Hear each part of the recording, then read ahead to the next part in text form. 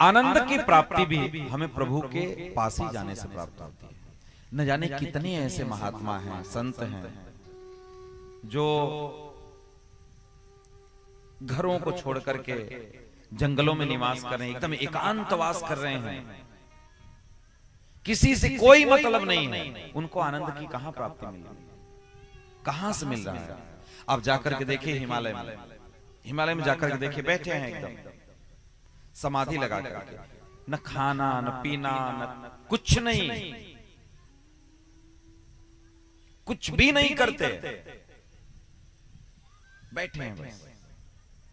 उनको आनंद मिल रहा तभी तो बैठे हैं। व्यक्ति काम वही करता है जिसमें आनंद मिलता है। आनंद नहीं मिलता तो व्यक्ति छोड़ देता है करना। इसलिए कोई महात्मा जंगल में निवास कर रहा है, कहीं दूर निवास कर रहा है, एकांत में वास कर रहा है, इसका मतलब उसके जीवन में आनंद है। और देखो, आप कहते हो हम गृहस्थी में हैं, आनंद में है, और आप उसके पास दौड़ के जाकर के माथा पटकते हैं, बाबा कृपा करिए, बहुत दुखी है, बहुत संकट है। वो जंगल में बैठा है, आप घर में बीवी बच्चे गाड़ी घोड़ा पैसा सब कुछ आपके पास है, और आप उसके पास जाकर के बाबा बहुत दुखी है, बहुत दुखी हैं। क्यों? आपको भी लगता है कि नहीं हमसे सुखी वो है, हमसे सुखी वो है, आपको लगता है। क्यों सुखी है? क्योंकि वो भगवान के आश्रय में, भगवान के आश्रय में। इसलिए आनंद जो सच्चित धन आनंद, जो आनंद की प्राप्ति होती है, वो भी भगवान के आश्रय में ही जाने से मिलती है। और नियम है 25 साल तक ब्रह्मचारी रहो, 25 साल तक केवल गृहस्थी में रहो, 25 साल के बाद वानप्रस्थ में जाओ, और फिर 25 साल के बाद सन्यास ले लो। ये नियम है। वो चाहे आप हो, चाहे हम हो, चाहे दुनिया का कोई भी व्यक्ति हो, इसी क्रम से हमको जीवन जीना चाहिए। क्या क्रम है? 25 साल तक हम ब्रह्मचारी रहेंगे, और 25 साल में बच्चे पैदा करेंगे, शादी विवाह करेंगे, खूब कमाएंगे, उनको उनके पैर पर खड़ा करके 50 साल के बाद हम घर से बाहर रहने लगेंगे। 25 साल तक घूमेंगे फिरेंगे, उसके बाद सन्यास ले लेंगे। लोग कहां कर रहे हैं?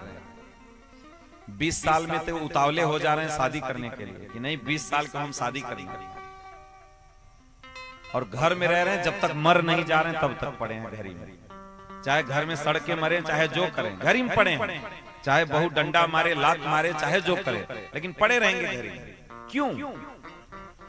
आप क्यों प्रकृति के विरोध में जा रहे हो? क्यों? गिनती भी कहती है, गिनती आप करते हो ना, 51, 52, 53, 54 कहती है, गिनती भी कहती है कि अब वन की तरफ जाओ। 50 के बाद वन लग जाता है कि 50 के बाद अब वन में रहो, वन की तरफ जाओ। 10 साल इंतजार करती है गिनती भी, उसके बाद क्या आ जाता है? 59। गिनती भी कह रही तुम एकदम 60 हो, अब घड़ी में मार खाओगे, तुम जाओगे नहीं। 10 साल तक 61, 62, 63, 64, उसके बाद गिनती आ जाती है 10 साल के बाद क्या? 69, 70। गांव में एक भाषा सुने होंगे, लतीहर। ऐसा व्यक्ति घर छोड़ करके कहीं नहीं जाता, घर ही में पड़ा रहता है। हम लोग कितना गलत कर रहे हैं, सोचो अपने साथ। 25 साल, 50 साल, 75 साल, 100 साल अपने क्रम से जीवन यापन करिए, आनंद तभी मिलेगा। ऋषि परंपरा से चली आ रही है कि आपको अंतिम समय में, आप लोग तो कहते हैं अभी भजन नहीं करेंगे, जब बूढ़े हो जाएंगे तब करेंगे। तो ये सब बुढ़वा लोग बैठे हैं, तो कितने लोग भजन करते हैं? पूछिए इनसे, पूछिएगा घर जाकर के। ये बूढ़ी अम्मा लोग बैठी, पूछिएगा कितना भजन करती हैं। जवानी में तो कहती थी कि नहीं नहीं अभी तो काम है, अभी बुढ़ाई में भजन करेंगे। तो कौन भजन कर रहा है? कोई नहीं लगा, और कोई नहीं लगेगा, कोई नहीं लगने वाला। इसलिए एक क्रम से हमको चलना है, धीरे धीरे। 50 साल के हो गए हम, बच्चों की शादी कर दिए, अब बच्चे कमाएं। हम बैठ करके भजन करेंगे, बस 2 रोटी खाएंगे, घर में रह करके भजन करेंगे। क्यों? घर में अगर आप भजन करेंगे तो घर में साधु सेवा होगी। आप खुद ही साधु बन के घर में भजन करिए ना, आपके बेटे बहू नाती पोता आपकी सेवा करेंगे, साधु सेवा का फल उनको मिलेगा। और वो भी जानेंगे कि हमारे बब्बा भजन करते थे, उनके अंदर भी संस्कार आएगा, संस्कार आएगा। इसलिए क्रम से जीवन जीना है।